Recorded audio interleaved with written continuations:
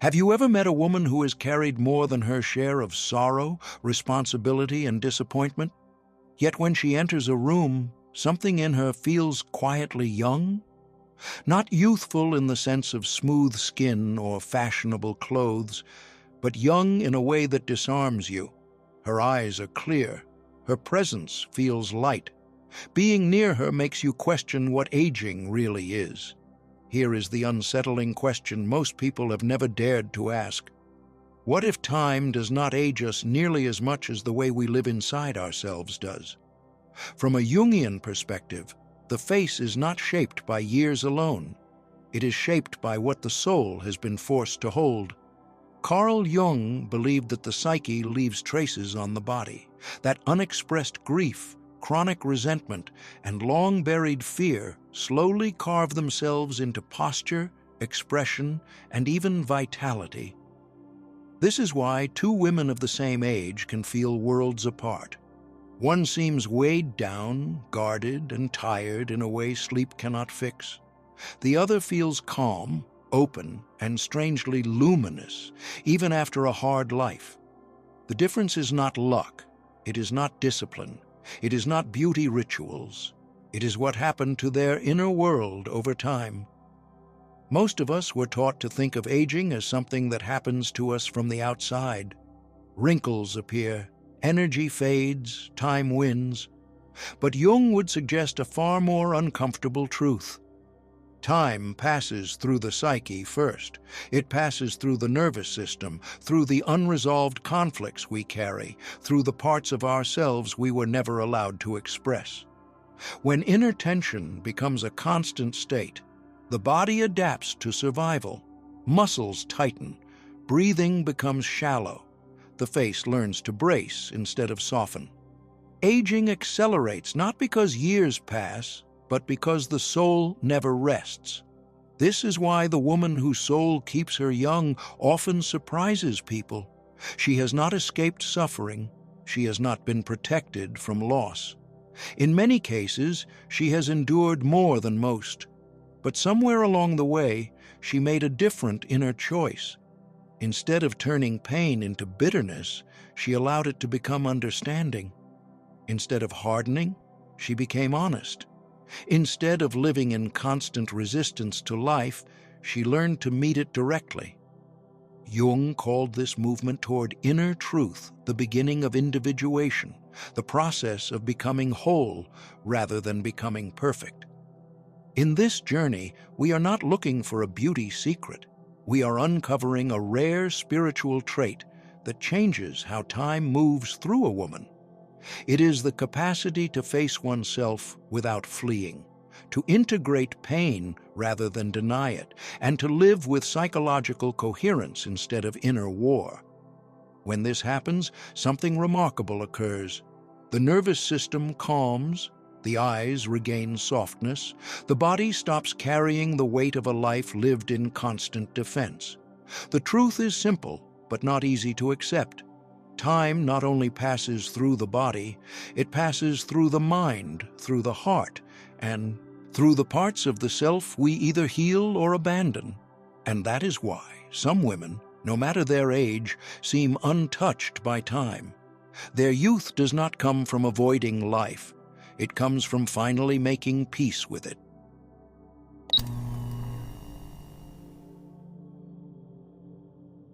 Before we talk about years or age, we need to talk about the quiet exhaustion that settles into a woman long before her body has truly aged. Picture a woman in her 40s who wakes up already tired, not from lack of sleep, but from the feeling that her day has begun as a burden. She smiles at coworkers, listens patiently, manages crises that are not hers, and keeps moving even when something inside her feels tight and resentful. By evening, her body is heavy.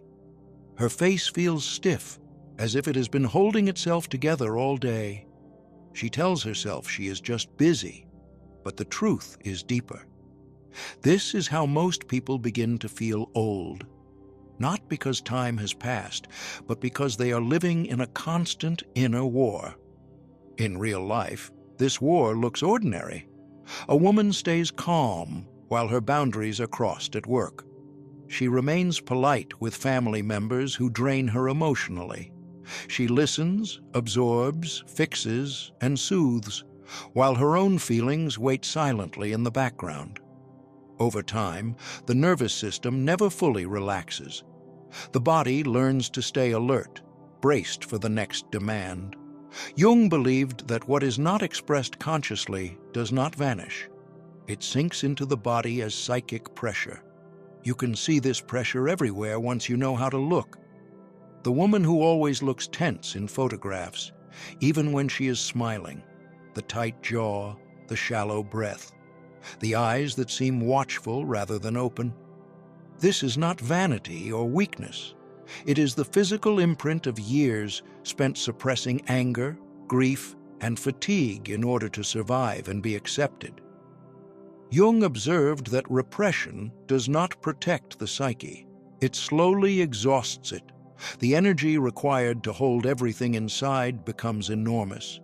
Many women recognize this pattern most clearly after decades of caregiving. Think of the mother who spent years anticipating everyone else's needs, rarely asking what she herself felt.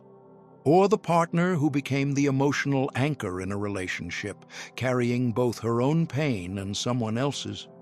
Or the professional woman who learned that competence meant never appearing overwhelmed, even when she was quietly unraveling inside. These women often say the same thing: "I feel old, even though I am not that old." Their bodies may rest, but their inner world never does. From a Jungian perspective, this exhaustion is not caused by effort alone. It is caused by fragmentation. When parts of the self are forced into silence, the psyche splits into what is allowed and what is forbidden. One part performs. The other carries the weight. Over time, this split drains vitality. The face loses softness because the soul is never at ease. The body tightens because it has learned that rest is unsafe. This is why some people feel older at 40 than others do at 60. It is not the number of years. It is the accumulation of unprocessed emotional labor. Every swallowed number, every ignored intuition, every moment of self-betrayal leaves a residue. Jung would say that the psyche is asking for integration, not endurance. Yet most people are taught to endure, to be strong, to keep going. The climax of this realization often arrives quietly. A woman looks in the mirror one day and does not recognize the tension in her own face. Or she notices that even on vacation, her body cannot fully relax. Or she realizes that rest no longer restores her. Something deeper is tired. This is the moment Jung would consider crucial. Will she continue the inner war, or will she turn inward and ask what has been sacrificed for the sake of survival? So here is the question to sit with. What has your body been carrying that your voice never said out loud? How much of your exhaustion comes from time, and how much comes from living against yourself? And if aging is accelerated by inner conflict, what might happen if that conflict finally ended?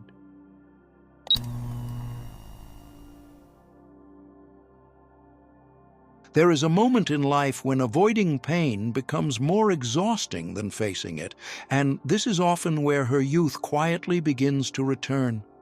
Imagine a woman who has reached a point where distractions no longer work. She cannot outrun herself with busyness, positivity, or performance anymore. One evening, after years of holding it together, she finally sits alone in her kitchen or bedroom and allows a feeling she has been dodging to surface. It might be grief over a relationship that never healed, anger she was never allowed to express, or a deep sadness she labeled as weakness. This is not a dramatic breakdown. It is a quiet turning point. Most people spend their entire lives avoiding moments like this. In real life, avoidance looks responsible and mature. A woman tells herself she does not have time to feel angry because others depend on her. She tells herself grief can wait. because there are bills to pay and children to raise. She tells herself she should be grateful and strong. Jung understood this pattern well. He called the buried emotional material the shadow, not because it is bad, but because it lives outside conscious awareness. What is avoided does not disappear. It waits. You can see the cost of this avoidance everywhere.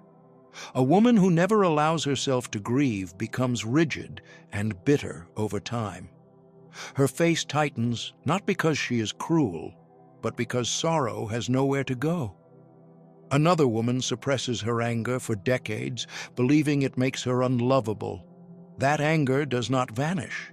It turns inward, showing up as chronic illness, anxiety, or a constant sense of irritation she cannot explain. Jung warned that when the shadow is ignored, it expresses itself through the body and behavior. The psyche always finds a way to be heard. The woman whose soul keeps her young does something most people fear. She stops running. Instead of labeling her pain as something to fix or erase, she listens to it.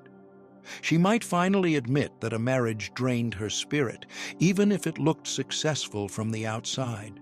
She might allow herself to feel rage toward a parent she was taught to protect. She might sit with the grief of a life path she never took. These moments are not glamorous. They are uncomfortable and lonely.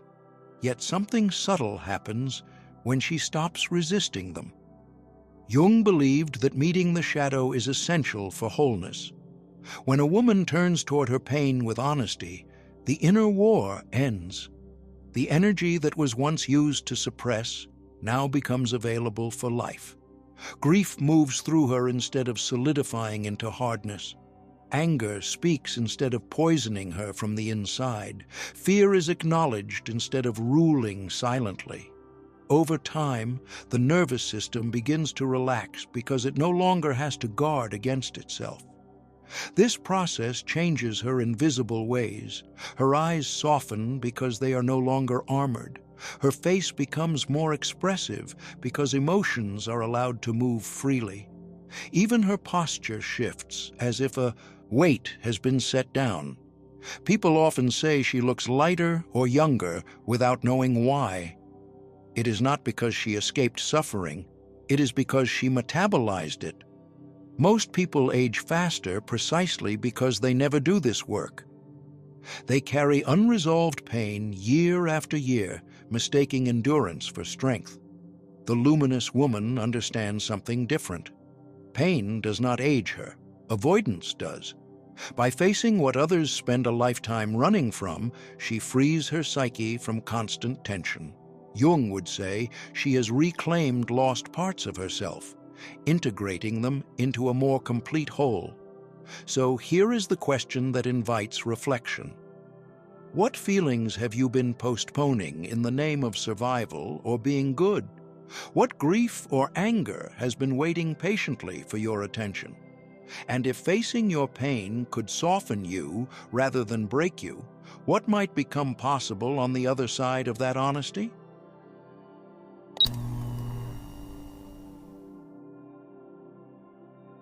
At a certain point, you begin to notice that time exhausts some people while leaving others strangely intact. Think of a woman in her 40s or 50s who carries many responsibilities, yet does not move with the frantic urgency so common around her. She wakes up, makes decisions, faces problems, and still seems grounded. Meanwhile, another woman of the same age feels perpetually rushed, anxious, and worn down, as if time itself were chasing her. The difference is not circumstance. It is the relationship each woman has with time. In everyday life, clock time rules most people mercilessly. A woman checks her phone and feels a jolt of panic when she sees how fast the day is moving. She compares herself to younger women online and silently worries she is falling behind. She revisits old regrets at night, replaying choices she cannot undo. She lies awake thinking about the future, fearing loss, illness, or irrelevance. This constant inner tension creates the feeling that time is an enemy, stealing something from her. Jung understood that when the psyche is trapped in anxiety and regret, time is experienced as pressure. The mind is either racing ahead or dragging the past behind it, never fully arriving where the body actually is. The woman whose soul keeps her young lives differently. She has likely known anxiety and regret too, but at some point she stopped letting them dominate her inner world. Imagine her standing in line at a grocery store or sitting quietly in her car before going home. Instead of scrolling, worrying, or mentally rehearsing everything she must do, she notices her breath. She feels her body. She allows the moment to exist without judging it as wasted or productive. This may seem small, but it signals a profound shift. Jung would say she has entered a more symbolic relationship with life, where moments are lived for their meaning rather than their efficiency. There are two kinds of time at play here. Clock time measures aging, deadlines, and productivity. Sacred time emerges when a woman is psychologically aligned and present. In sacred time, the psyche is not split between what should have been and what might go wrong. Life is experienced as a rhythm instead of a race. This does not mean she has no plans or responsibilities. It means she is no longer at war with reality as it unfolds. You can see this difference clearly in how she responds to change. When her body changes, she listens instead of panicking. When a chapter of life ends, she grieves without rushing to replace it. When something beautiful happens, she allows herself to fully feel it without fearing it will disappear. Jung believed that the psyche does not age in the same way the body does. When a woman lives in alignment with meaning, time stops feeling like erosion and starts feeling like movement. This is why her energy feels distinct. She is not desperate to appear young, nor is she resigned to decline. She participates in aging consciously. She lets experiences shape her without letting them harden her. Over time, this presence calms the nervous system. Chronic stress eases. The body no longer braces against the passage of days. Even her face reflects this shift, not frozen or tense, but responsive and alive. Most people are drained by time because they resist it. They measure themselves against what they have lost or what they fear losing. The luminous woman does something quieter and far more powerful. She stops trying to outrun time. She learns to move with it. Jung would say she is reconciled with the flow of life, allowing the psyche to experience time as a meaningful sequence rather than a threat. So the question that lingers is this: are you living as if time is taking something from you, or are you living in a way that allows time to deepen you? And what might change if you stopped fighting the moment you are in and allowed it to shape you instead?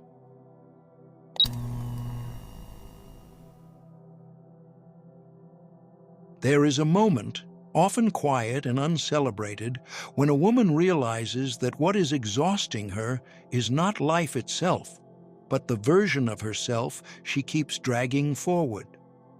Imagine a woman in her late 40s who has done everything she was praised for. She has been the good daughter who never caused trouble, the partner who smoothed over every conflict, the reliable one at work who never said no. From the outside, her life looks stable. From the inside, she feels oddly lifeless, as if she is surviving rather than inhabiting her own days. In real life, this shows up in small but painful ways. She laughs at jokes that hurt her. She agrees to plans she dreads. She feels resentment toward people she loves, and then feels ashamed of that resentment. She tells herself she should be grateful.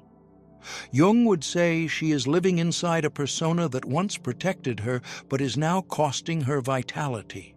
The persona helped her belong, be safe, and be loved. But what once saved her is now quietly suffocating her. Jung spoke of the necessity of letting parts of the psyche die, not the death of the self, but the death of false adaptations. Many women age quickly because they cling to identities that no longer fit their inner reality. The good girl who never disappoints, the caretaker who absorbs everyone else's needs, the peacemaker who sacrifices her truth to keep harmony. These roles were formed in response to fear, conditioning, or early responsibility. They were intelligent strategies at one time, but when they are carried too long, they become a prison. The luminous woman reaches a breaking point. It may come after a health scare, a divorce, a burnout, or simply a moment of clarity in the mirror when she no longer recognizes herself. She realizes that continuing to live this way feels like a slow death. So she allows a different kind of death to occur. She lets the role die instead of herself. This is not dramatic or reckless. It is deeply honest. She stops explaining herself. She disappoints people who are comfortable with her compliance. She chooses rest over approval and truth over likability. This psychological death is often misunderstood. Others may say she has changed or become selfish. In reality, she has stopped abandoning herself. Jung believed that true vitality returns when the psyche no longer has to split itself to survive. When she releases the need to be everything for everyone, her energy stops leaking away. The body responds first. Her shoulders soften, her face relaxes, her eyes regain curiosity, not because life got easier, but because the inner war ended. In daily life, you can see this in how she moves through the world. She no longer rushes to fill the silence. She does not over-explain her decisions. She allows people to feel disappointed without rushing to fix it. This does not make her cold, it makes her real. And paradoxically, this authenticity often brings her closer to the right people while pushing away those who only valued her role. Jung would describe this as a necessary sacrifice on the path of individuation. Something false must die so something true can live. The youth that returns to her is not the youth of naivety or endless energy. It is the youth of liberation. She becomes lighter, not because she avoids depth, but because she no longer carries what is not hers.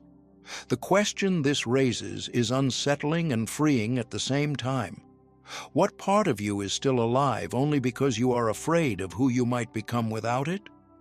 And what might awaken in you if you allowed that old version to rest at last?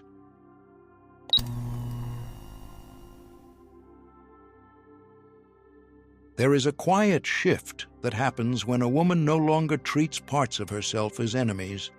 It does not arrive with fireworks or sudden confidence, but with an unfamiliar sense of ease, as if something inside finally stops bracing for impact. Consider a woman in her early 50s who has spent decades correcting herself. She softens her voice so she is not too much. She tightens her boundaries so she is not seen as weak. She hides her grief at work and her anger at home. On the surface, she functions well. Inside, she feels constantly tired, as if her own life requires supervision. In everyday reality, this inner conflict shows up everywhere. She lies awake at night, replaying conversations, wondering if she said too much or not enough. Her body aches in places doctors cannot quite explain. She feels guilty when she rests and anxious when she asserts herself. Jung would say her psyche is split. One part tries to be acceptable. Another part carries what is rejected. This inner war leaks energy continuously, draining her far more than any external responsibility. Then something changes. It may happen after a loss, a health scare, or simply exhaustion that can no longer be ignored. She stops correcting her own feelings in real time. When sadness appears, she allows it. When anger rises, she listens instead of shaming herself. When joy arrives, she does not minimize it.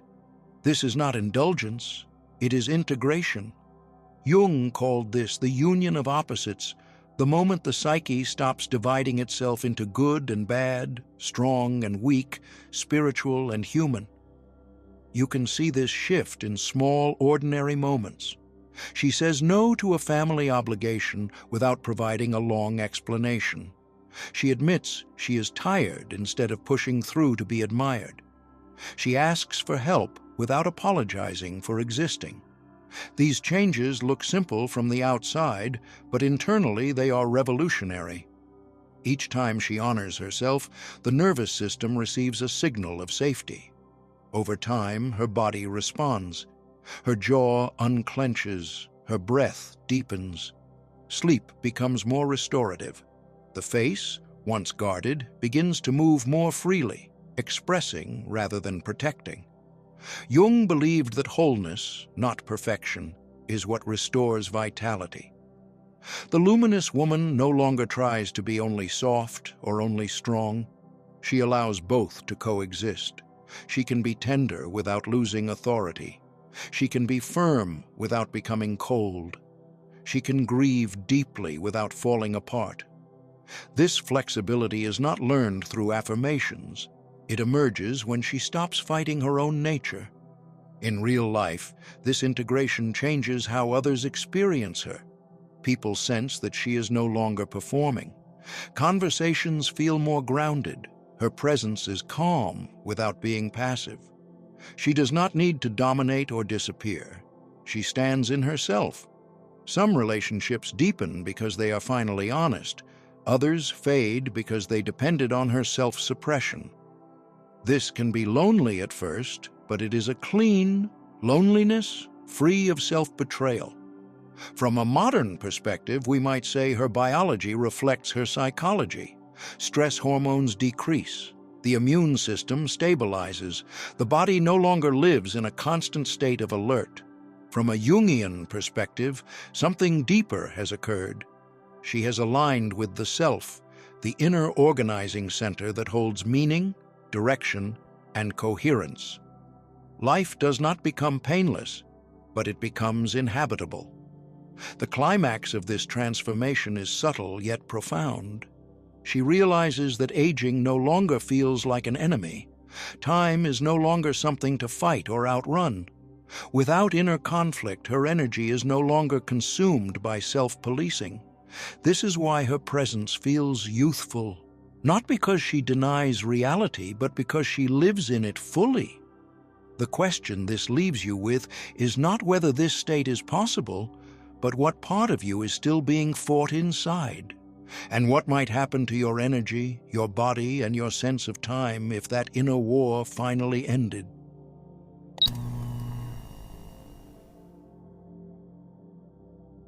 What makes her appear younger is not something she applies to her face or subtracts from her years. It is something she no longer carries inside. The rare spiritual trait revealed throughout this journey is psychological wholeness. When a woman stops living in fragments, time loses its grip on her in a very real way. Her body still ages, but it is no longer weighed down by unresolved inner conflict. Her energy no longer leaks through self-rejection, suppressed emotion, or constant self-correction. She has made peace with time because she has made peace with herself. This does not mean her life was gentle or protected. In fact, it often means the opposite. She lived, she lost, she endured, and she was forced to confront parts of herself that many people avoid their entire lives. What changed was not the events, but her relationship to them. She stopped carrying life as a sentence she had to survive and began carrying it as a story she could understand. You can feel this in her presence. She does not rush. She does not brace. She does not shrink or harden to protect herself. There is a quiet steadiness in how she moves through the world, as if she trusts that whatever arises can be met. Jung would say this is the result of individuation, the lifelong process of becoming whole. Not better, not flawless, whole. When the psyche is no longer split against itself, vitality returns naturally. The soul regains its elasticity. She transformed pain into insight rather than identity. Grief taught her depth instead of bitterness. Anger taught her boundaries instead of hardness. Fear taught her honesty instead of control. She released the identities that once kept her safe, but eventually kept her small. The good girl, the tireless caretaker, the woman who endured quietly. Letting these parts die was not a loss. It was a return. This is why her youth feels different. It is not innocence, it is liberation. It is the lightness that comes when you are no longer performing a life that does not fit. She chose meaning over emotional survival. She chose truth over comfort. She chose inner coherence over approval. And slowly, her body followed her lead. Jung believed that the soul longs for wholeness more than happiness. When that longing is honored, something essential awakens. The nervous system calms, the face softens, the eyes regain curiosity, the body stops carrying unnecessary armor. This is the true fountain of youth, not because it freezes time, but because it restores the natural vitality that fragmentation steals. And perhaps that is the invitation hidden here. You do not need to fear aging. You need to notice where you are still abandoning yourself, where you are still splitting against your own nature. Because the moment you choose wholeness, something profound shifts. You do not just look different, you live differently. If this touched something sacred inside you, don't let it fade into silence. Like this video, subscribe, and turn on notifications.